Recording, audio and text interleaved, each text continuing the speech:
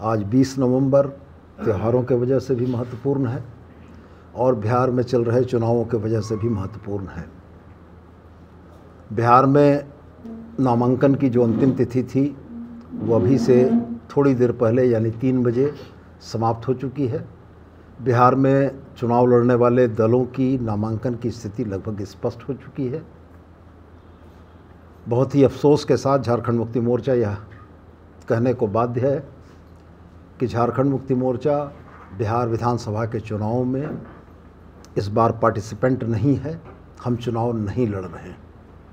ज़ाहिरा तौर पर एक राजनीतिक दल जो पड़ोसी राज्य में चुनाव नहीं लड़ रहा है तो इसके पीछे बहुत महत्वपूर्ण कारण होंगे, बहुत सी बातें होंगी।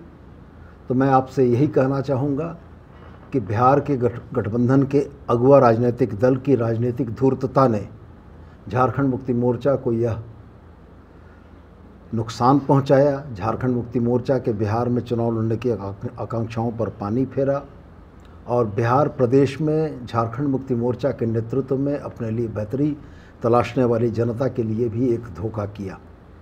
हम इस बात से बहुत आहत हैं कि राष्ट्रीय जनता दल के नेतृत्व ने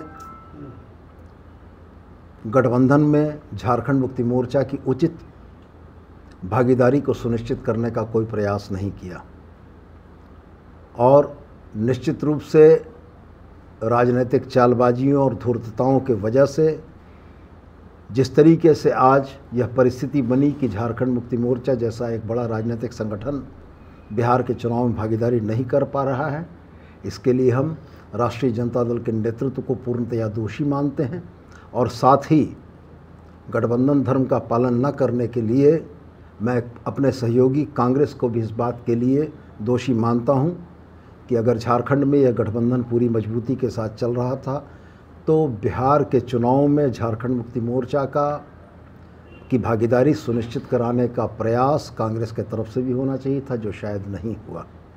और निश्चित रूप से चुनाव परिणाम क्या आएंगे ये तो भविष्य के गर्त में है, लेकिन जिस बिहार विधानसभा के चुनाव में झारखंड मुक्ति मोर्चा इंडिया गठबंधन का, महागठबंधन का एक मजबूत हिस्सा बनकर एक बेहतरीन परफॉर्मेंस कर सकता था, उसको देखिए, कांग्रेस और झारखंड मुक्ति मोर्चा सिर्फ गठबंधन की भागीदारी नहीं बल्कि एक संघर्ष के भी साथी रहे हैं।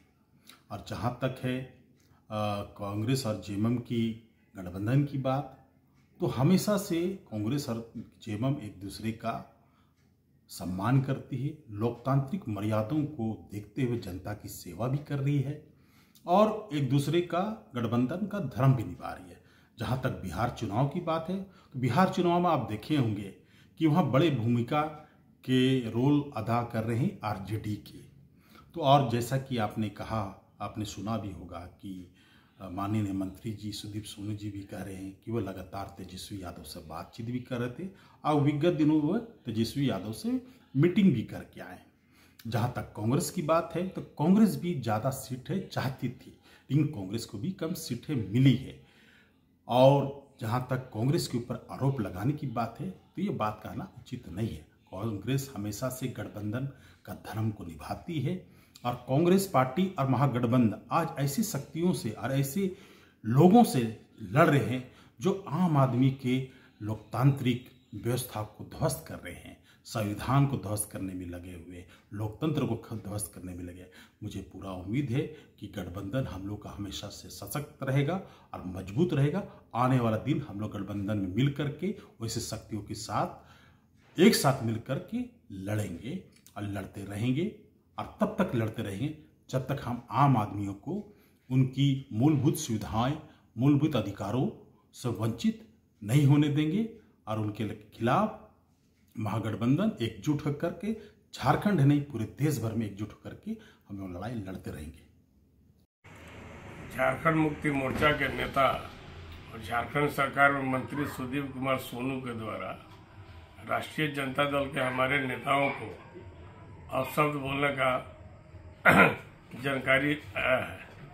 हम लोग ऐसा उम्मीद नहीं करते हैं कि झारखंड सरकार के माननीय मंत्री सुदीप कुमार सोनू के द्वारा आक्रोश में, आवेश में हमारे नेता को धूर्त कहा जाए। यह अशोभनीय भाषा है, मैं इसका निंदा करता हूं। झारखंड मुक्ति मोर्चा को बिहार में चुनाव लड़ना था, वो स्वतंत्र थे। अपनी रणनीतिक चूक और राजनीतिक चूक को किसी दूसरे पर मढ़ना ये कहीं ना कहीं से जो है कि शोभा नहीं देता। बिहार में चुनाव लड़ना है और आप झारखंड में रहकर बिहार में चुनाव लड़ना चाहते हैं, ये कैसी आपकी राजनीति है? आप अपनी रणनीतिक चूक को और अपने अहंकारी जुबान को जो है कि दूसरे दलों पर आप थोपना चाहते हैं। आपको अपने गिरेबा में मैंने समझना चाहिए। हम कड़ा शब्द बोलना नहीं चाहते हैं, लेकिन ऐसे भाषा का हम जो है कि उम्मीद नहीं करते कि फिर से आपके द्वारा दोहराया जाएगा। इसलिए बिहार में चुनाव लड़ने के लिए बिहार में समय देना पड़ता है। झारखंड में रहकर बिहार में चुनाव नहीं हो सकता है। आप वहाँ पर हाजिरी लगा के चले आए, वहाँ समय देना चाहिए था। अगर बिहार में चुनाव लड़ना चाहिए था तो कहीं ना कहीं आपकी रणनीतिक चूक हुई है, बस हम यही कहना चाहते हैं।